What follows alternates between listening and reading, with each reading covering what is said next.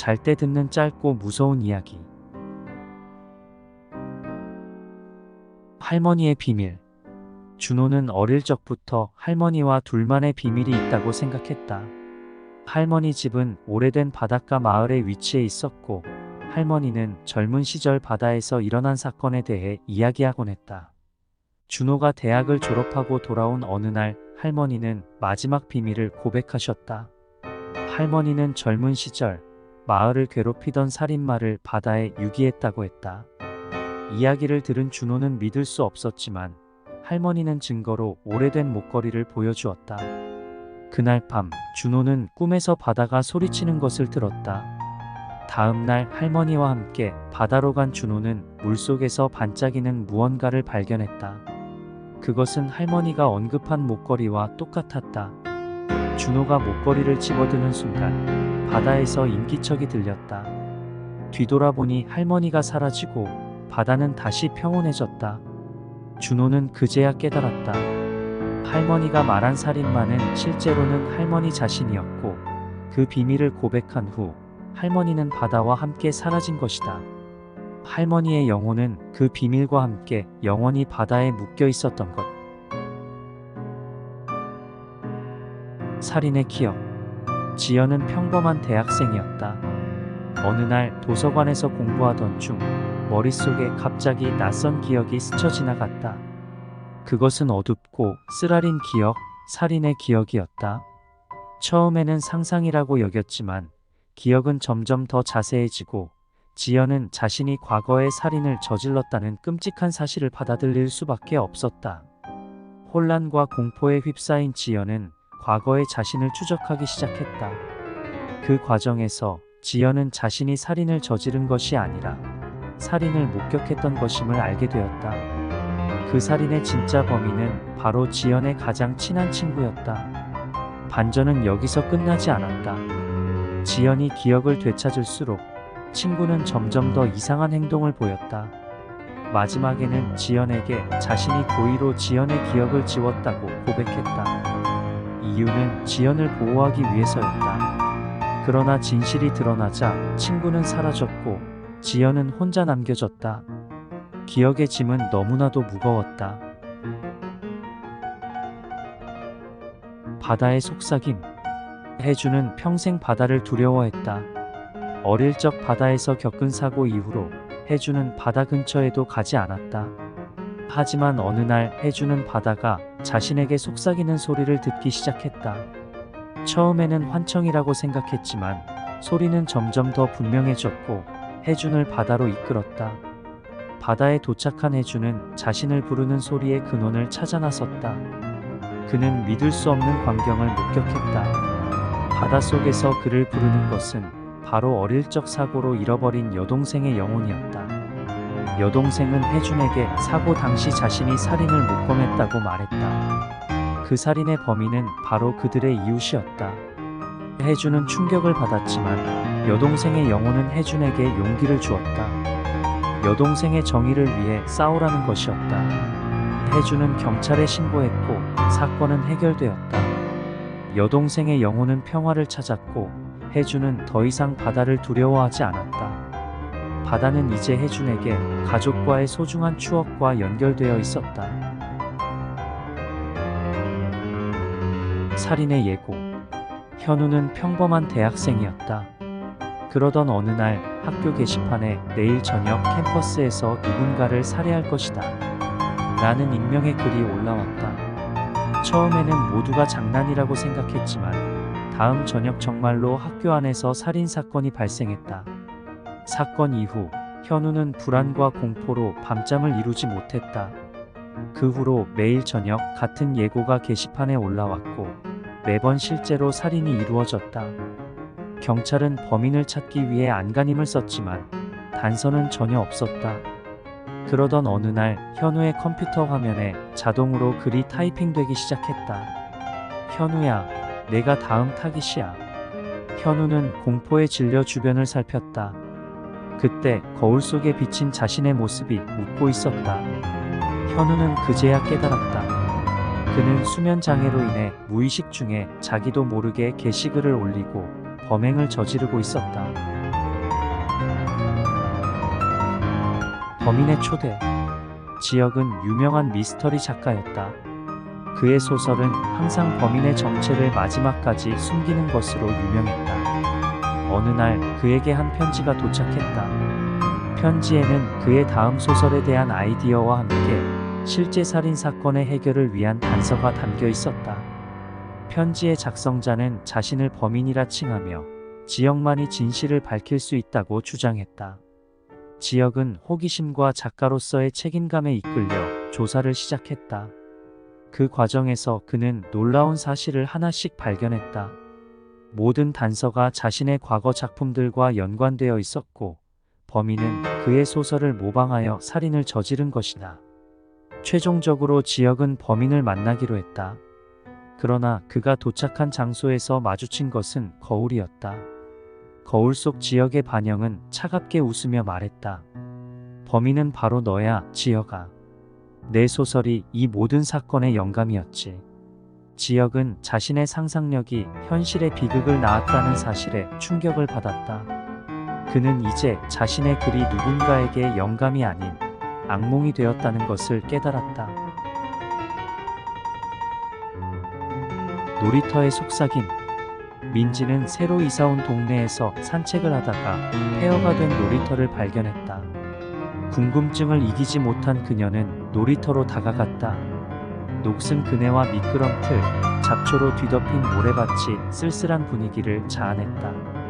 마을 사람들은 그 놀이터를 멀리한다고 했다. 전설에 따르면 오래전에 여기서 아이들이 놀다가 사라졌다고 한다.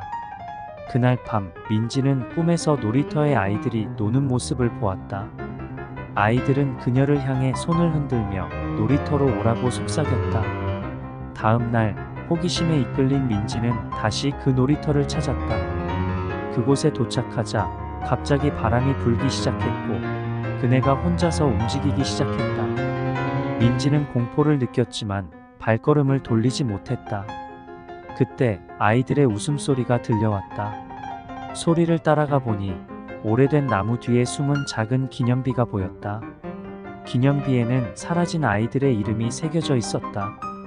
갑자기 민지의 뒤에서 손이 어깨를 톡 치는 것을 느꼈다.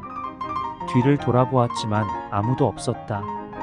무서움에 집으로 돌아온 민지는 마을의 노인에게 이야기를 들었다. 놀이터의 아이들은 실제로 존재했던 것이 아니라 왕따를 당하다가 사고로 세상을 떠난 아이들의 영혼이었다. 그들은 친구를 원했던 것뿐이었다. 민지는 그날 밤 놀이터에서 아이들과 함께 노는 꿈을 꿨다. 아이들은 더 이상 슬프지 않아 보였다. 다음 날 민지가 놀이터를 다시 찾았을 때 기념비는 사라지고 아이들의 웃음소리도 들리지 않았다. 민지는 아이들이 평화를 찾았다고 믿기로 했다. 아이들의 비밀. 준호는 학교에서 왕따였다. 매일 학교가 끝나면 혼자 집으로 돌아가는 길, 그는 항상 한적한 공원을 지나갔다. 어느 날 그는 공원에서 몇 명의 아이들이 숨바꼭질을 하는 것을 발견했다. 아이들은 준호를 발견하고 그를 자신들의 게임에 초대했다. 처음에는 망설였지만 준호는 결국 그들과 함께 놀기로 했다. 아이들과의 시간은 준호에게 매우 특별했고 그는 그들과의 우정을 소중히 여겼다. 하지만 아이들과의 만남이 반복될수록 준호는 그들에게 이상한 점을 발견하기 시작했다. 아이들은 항상 같은 옷을 입고 있었고 항상 같은 공원에서만 놀았다. 준호가 그들에게 집이 어디인지 물어보면 아이들은 항상 주제를 바꾸었다. 어느 날 준호가 아이들과 놀고 집으로 돌아가려 할 때 아이들 중 한 명이 그에게 속삭였다. 우리는 여기에 영원히 있어. 너도 우리랑 같이 있을래? 준호가 무슨 뜻인지 물었을 때 아이들은 갑자기 사라졌다. 다음 날 준호는 그 아이들에 대해 조사하기 시작했다. 그리고 그 공원에서 몇 년 전에 실종된 아이들의 이야기를 알게 되었다. 준호는 아이들이 사실은 그 사고 이후 이 세상 사람이 아니었다는 것을 깨달았다. 그들은 준호에게 친구가 되어줄 것을 원했던 것이다. 준호는 그 아이들에게 작별 인사를 하기 위해 다시 공원을 찾았다. 그곳에서 그는 아이들과 마지막으로 놀며 그들이 편안히 쉴 수 있도록 기도했다. 다음 날 준호는 학교에서 더 이상 왕따가 아니었고 진정한 친구를 만났다. 아이들과의 만남은 준호에게 용기와 친구의 진정한 의미를 가르쳐 준 것이다. 아이들의 비밀. 준호는 학교에서 왕따였다. 매일 학교가 끝나면 혼자 집으로 돌아가는 길, 그는 항상 한적한 공원을 지나갔다. 어느 날 그는 공원에서 몇 명의 아이들이 숨바꼭질을 하는 것을 발견했다. 아이들은 준호를 발견하고 그를 자신들의 게임에 초대했다. 처음에는 망설였지만 준호는 결국 그들과 함께 놀기로 했다. 아이들과의 시간은 준호에게 매우 특별했고 그는 그들과의 우정을 소중히 여겼다. 하지만 아이들과의 만남이 반복될수록 준호는 그들에게 이상한 점을 발견하기 시작했다. 아이들은 항상 같은 옷을 입고 있었고 항상 같은 공원에서만 놀았다. 준호가 그들에게 집이 어디인지 물어보면 아이들은 항상 주제를 바꾸었다. 어느 날 준호가 아이들과 놀고 집으로 돌아가려 할 때 아이들 중 한 명이 그에게 속삭였다. 우리는 여기에 영원히 있어. 너도 우리랑 같이 있을래? 준호가 무슨 뜻인지 물었을 때 아이들은 갑자기 사라졌다. 다음 날 준호는 그 아이들에 대해 조사하기 시작했다. 그리고 그 공원에서 몇 년 전에 실종된 아이들의 이야기를 알게 되었다. 준호는 아이들이 사실은 그 사고 이후 이 세상 사람이 아니었다는 것을 깨달았다.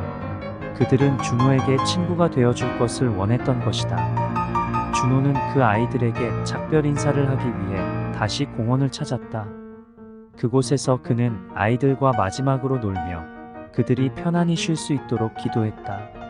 다음 날 준호는 학교에서 더 이상 왕따가 아니었고 진정한 친구를 만났다. 아이들과의 만남은 준호에게 용기와 친구의 진정한 의미를 가르쳐 준 것이다. 왕따의 복수. 혜진은 항상 학교에서 왕따를 당했다. 그녀는 아무에게도 자신의 고통을 털어놓지 못했다. 그러던 어느 날 혜진은 학교 뒤뜰에 있는 오래된 놀이터에서 혼자 울고 있었다.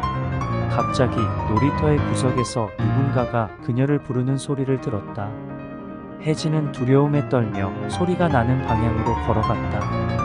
그곳에서 그녀는 놀랍게도 자신과 같은 상황에 처한 아이들을 만났다. 이 아이들은 모두 학교에서 왕따를 당했고 이제는 그들의 복수를 계획하고 있었다. 처음에 혜진은 그들의 계획에 동참하는 것을 주저했다. 하지만 그녀의 분노와 상처가 그녀를 이끌었다. 아이들은 혜진에게 특별한 능력을 부여했고 그녀는 이제 자신을 괴롭힌 사람들에게 복수할 수 있었다.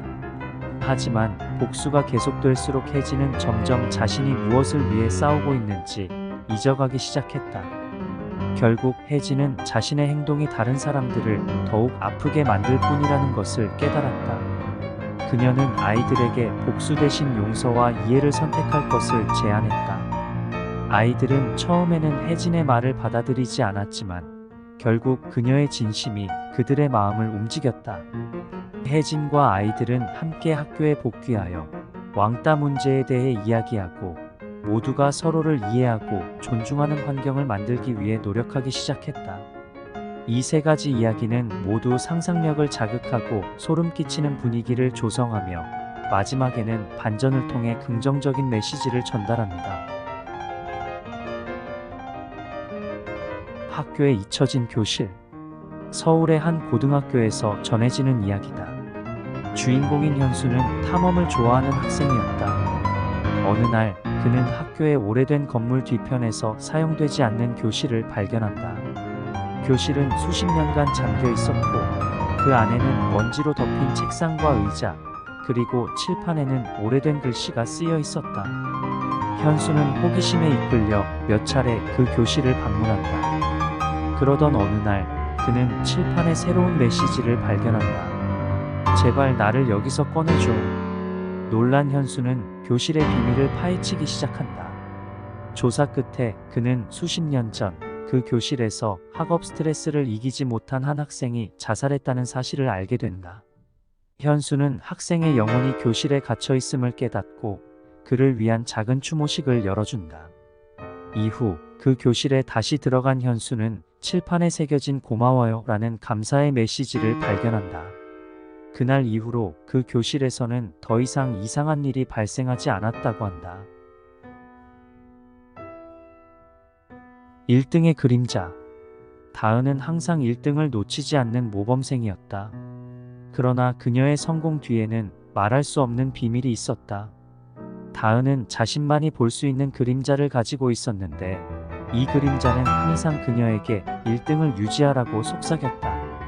어느 날 그녀의 친구인 지훈이 그녀의 비밀을 알게 되고 다은에게 그림자에 대해 묻는다. 다은은 처음으로 누군가에게 자신의 비밀을 공유한다. 지훈은 다은을 도와 그림자의 진실을 파헤치기로 결심한다.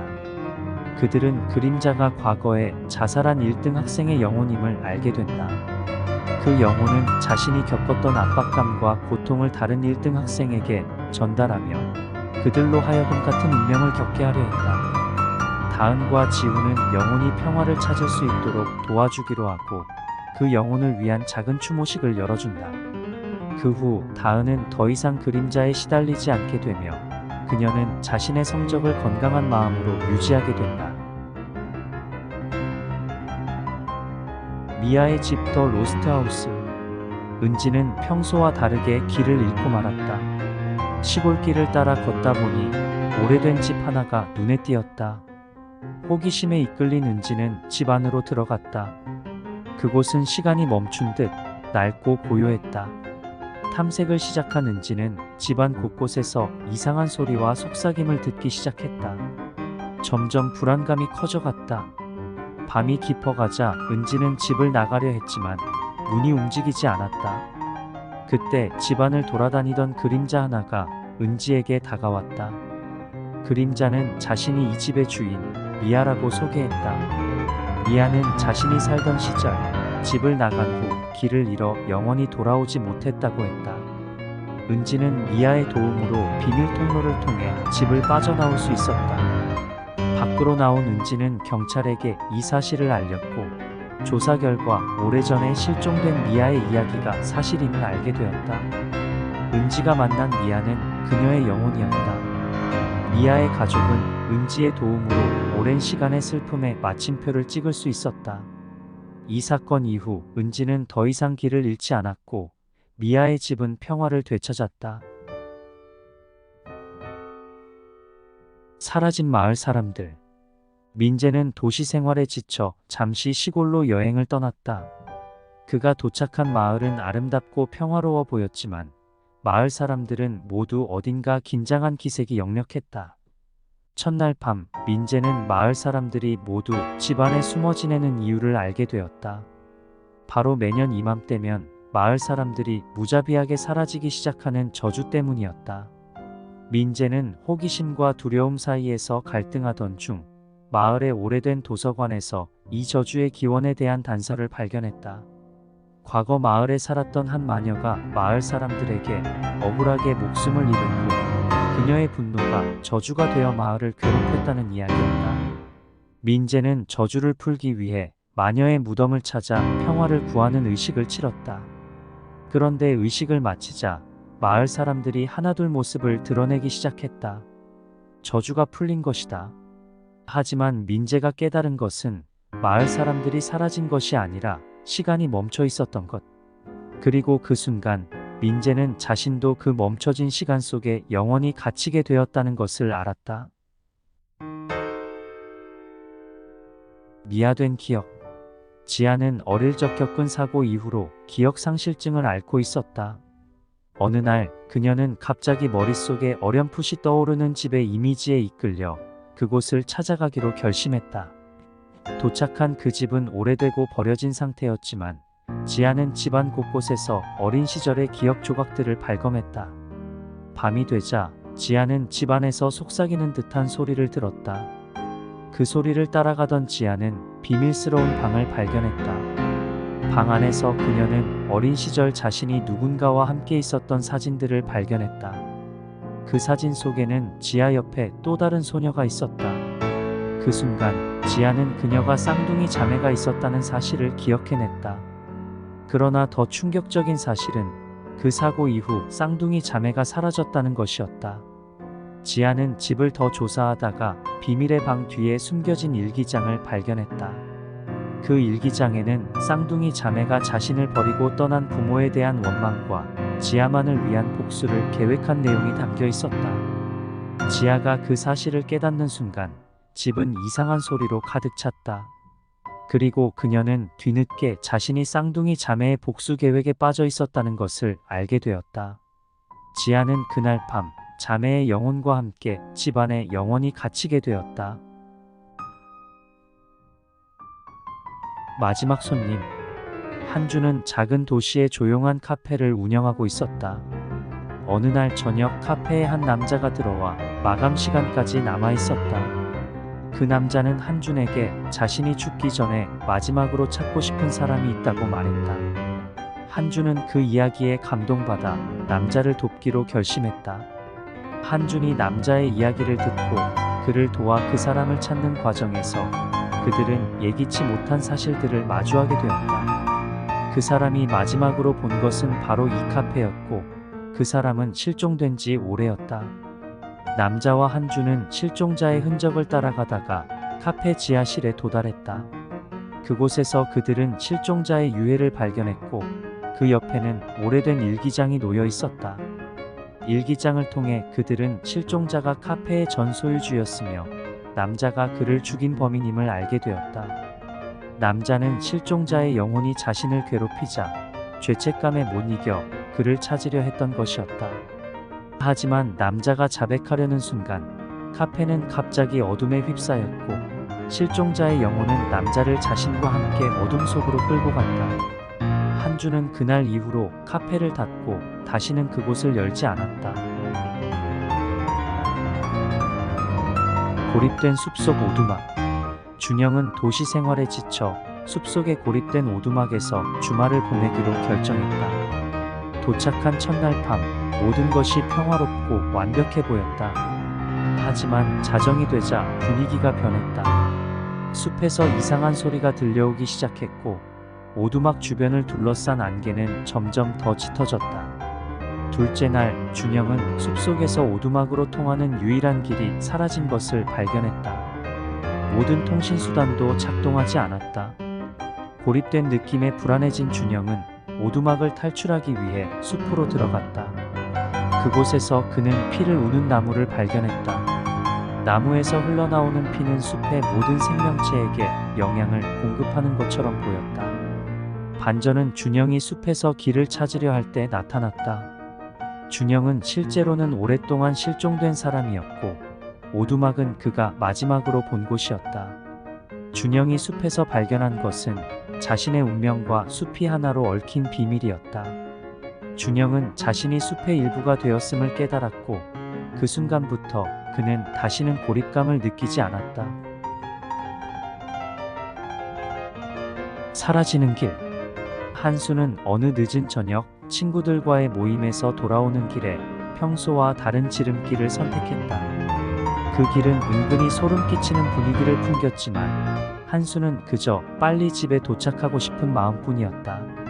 하지만 길을 걷다 보니 주변 풍경이 점점 더 낯설어지기 시작했고 그가 걷는 길은 점점 더 좁고 어두워졌다. 뒤돌아가려 했지만 이미 왔던 길도 사라진 것처럼 보였다. 한수는 점점 불안해지기 시작했고 그때 어디선가 소곤대는 목소리가 들렸다. 여기서 나가려면. 목소리는 한수에게 특정한 방향을 가리켰지만 그 방향으로 갈수록 한수는 더욱 깊은 어둠 속으로 빠져들었다.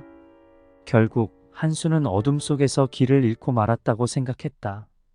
그러나 태양이 떠오르며 한수는 자신이 서 있는 곳이 자신의 집 앞임을 깨달았다. 그는 사라지는 길을 따라 집으로 돌아온 것이 아니라 그 길 자체가 한수의 집으로 향하는 유일한 길이었던 것이다. 이 사실을 깨닫는 순간 한수는 자신이 이미 사라진 세계의 일부가 되었다는 것을 알게 되었다. 피를 우는 나무. 소영은 마을 근처 숲에 전설적인 피를 우는 나무가 있다는 소문을 듣고 그것을 직접 확인하기로 결심했다. 나무를 찾아 숲속으로 들어간 소영은 길을 잃고 말았다. 해가 지고 어둠이 내리자 소영은 나무에서 실제로 피가 흐르는 것을 목격했다. 나무 근처에서 밤을 보낸 소영은 다음 날 자신의 손에 묻은 피를 발견했다. 놀랍게도 그 피는 그녀를 치유하는 능력을 가지고 있었다. 하지만 이 피는 나무에게 저주를 가져다주는 희생자들의 것이었다. 반전은 소영이 숲에서 빠져나와 마을로 돌아왔을 때 나타났다. 마을 사람들은 그녀를 인정하지 못했다. 조사 결과 소영이 숲에 들어간 날로부터 실제로는 수십 년이 지났던 것이다. 피를 우는 나무는 시간을 조작하는 능력을 가지고 있었고 소영은 과거와 현재 사이에서 길을 잃은 것이었다. 창백한 손길. 민수는 폐허가 된 저택을 탐험하는 것을 좋아했다. 어느 날 그는 전설적인 저택의 비밀을 밝히기 위해 그곳을 방문했다. 저택 안에서 민수는 창백한 손길이 자신의 어깨를 가볍게 건드리는 것을 느꼈다. 처음에는 환각이라고 생각했지만 이 손길은 점점 더 분명해졌다. 민수는 손길의 근원을 찾아 저택을 탐색했다. 그 과정에서 그는 저택이 한때 사랑으로 가득 찼던 곳이었지만 비극적인 사건으로 폐허가 되었다는 것을 알게 되었다. 창백한 손길은 저택의 주인이었던 여성의 영혼이었다. 그녀는 자신의 사랑하는 사람과 재회하기를 갈망하고 있었다.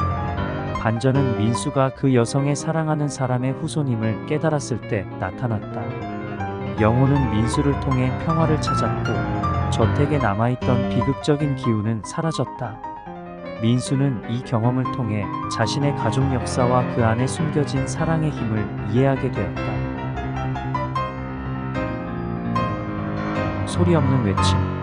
지연은 평소처럼 새벽 조깅을 하던 중 공원 한가운데에서 누군가 소리 없이 입을 벌리며 외치는 듯한 모습을 발견했다. 처음에는 착각이라고 생각했지만 그 모습은 점점 더 선명해졌고 지연은 무심코 그 방향으로 다가갔다. 가까이 다가갈수록 지연은 그것이 사람이 아닌 어떤 존재임을 깨달았다. 그 존재는 지연에게 절박한 메시지를 전달하려 했지만 소리는 나지 않았다. 지연은 그 존재가 전하려는 메시지를 알아내기 위해 노력했고 결국 그 존재가 과거에 공원에서 벌어진 끔찍한 사건의 희생자임을 알게 되었다. 그 희생자는 자신의 죽음에 대한 진실을 알리고자 했다. 지연은 경찰에 이 사실을 알렸고 오랜 수사 끝에 진실이 밝혀졌다. 하지만 그 사건이 해결되자 그 존재는 다시는 나타나지 않았다. 지연은 그 존재가 자신에게 전하려 했던 것이 단지 사건의 해결이 아니라 살아있는 이들에게 소통의 중요성을 일깨우려는 것이었다는 것을 깨달았다. 소리 없는 외침은 지연에게 영원히 잊혀지지 않는 교훈을 남겼다. 어둠 속의 눈동자. 현석은 오래된 저택을 탐험하는 것을 좋아했다. 그의 다음 탐험지는 마을 외곽에 위치한 수십 년 동안 방치된 저택이었다. 저택 안으로 들어서자마자 현석은 자신이 관찰되고 있다는 느낌을 받았다. 처음에는 그저 기분 탓이라고 생각했지만 저택의 어둠 속에서 빛나는 두 눈동자를 발견하고 숨을 삼켰다. 현석은 호기심과 두려움 사이에서 갈등하며 그 눈동자의 주인을 찾아 저택 안을 탐험하기 시작했다. 그는 결국 저택의 지하실에서 그 눈동자의 주인을 찾아냈다. 그것은 저택의 마지막 주인이 남긴 고양이였다. 하지만 그 고양이 옆에는 저택 주인의 일기장이 있었고 현석은 그 일기장을 통해 저택에 숨겨진 비밀을 알게 되었다. 저택 주인은 자신의 죽음을 예견하고 모든 재산을 그 고양이에게 남겼다는 것이었다. 현석은 이 비밀을 알리기 위해 저택을 빠져나왔지만 그가 밖으로 나온 순간 저택은 갑자기 무너지기 시작했다. 현석은 마지막 순간 저택이 고양이와 함께 사라지는 것을 목격했다. 그 어둠 속의 눈동자는 저택과 그 비밀을 지키기 위한 수호자였던 것이다. 현석은 그날 이후 어떤 비밀은 세상에 알려져서는 안 된다는 것을 깨달았다. 숲속의 비명. 현석은 도시에서 벗어나 자연을 느끼고자 숲속으로 캠핑을 떠났다. 깊은 숲속 아늑한 공간을 찾아 설치한 텐트에서 첫날 밤을 보낸 후 현석은 이상한 점을 눈치챘다. 숲은 너무 조용했고 평소 들리던 야생동물의 소리조차 들리지 않았다. 그 조용함을 깨고 멀리서 비명소리가 들려왔다. 다음 날 현석은 소리가 난 방향으로 탐험을 시작했다. 그리고 곧 숲속에 숨겨진 오래된 오두막을 발견했다. 오두막 안에서는 창백한 손길이 현석의 등 뒤에서 느껴졌다. 돌아보니 오두막에 갇혀있던 한 여성의 영혼이 현석을 바라보고 있었다. 반전은 여성이 현석에게 자신의 살인사건을 해결해달라고 부탁했을 때 나타났다. 현석은 지역 경찰과 함께 사건을 조사했고 여성의 죽음에 연루된 마을 사람들을 발견했다. 사건이 해결되자 여성의 영혼은 평화롭게 떠났고 숲은 다시 생명의 소리로 가득 찼다. 현석은 이 경험을 통해 삶과 죽음 그리고 영혼의 평화에 대해 깊이 생각하게 되었다. 피의 결계. 수연은 마을 근처 숲에 대한 고대 전설에 매료되어 그 진실을 탐구하기로 결심했다. 전설에 따르면 숲속에는 피를 우는 나무가 있다고 했다. 이 나무는 마을을 보호하는 결계의 열쇠라고 전해졌다. 수연은 숲속 깊은 곳으로 들어가 나무를 찾기 시작했다. 그녀가 나무를 발견했을 때 나무 주변의 토양에서 실제로 피가 스며나오는 것을 목격했다. 피는 나무를 통해 숲 전체에 생명력을 주입하고 있었다. 하지만 이상하게도 그 지역에는 생명의 기운이 없었다. 반전은 수연이 나무에 접촉했을 때 나타났다. 그녀의 손길에 반응하여 나무는 수연에게 과거의 비극적 사건을 보여주었다. 나무는 실제로는 고대 마을 사람들이 악령으로부터 마을을 보호하기 위해 희생된 이들의 피로 만들어진 것이었다. 수연은 결계를 강화하기 위해 자신의 피를 나무에 바쳤고 그 순간 숲은 다시 생명력으로 가득 찼다. 수연의 행동으로 인해 숲은 다시 한번 마을을 보호하는 힘을 얻게 되었다. 창백한 손의 저주. 민지는 폐허가 된 저택에서 불가사의한 현상을 조사하는 블로거였다. 저택에 도착한 그녀는 즉시 이상한 기운을 느꼈다. 저택 안을 탐험하던 중 창백한 손이 벽에서 뻗어나와 민지를 잡으려 했다. 당황한 민지는 그 손길을 피해 도망쳤지만 저택은 이미 창백한 손의 저주로 가득 차 있었다.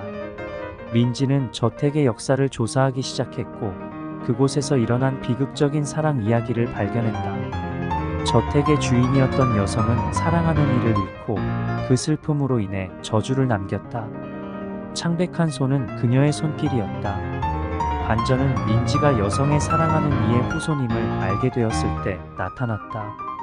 민지는 저택에 남겨진 마지막 편지를 찾아 그것을 읽음으로써 여성의 영혼에게 평화를 가져다 주었다. 저주는 해제되었고 저택은 다시 평온을 되찾았다. 민지는 이 경험을 통해 사랑과 용서의 힘을 깨닫게 되었다.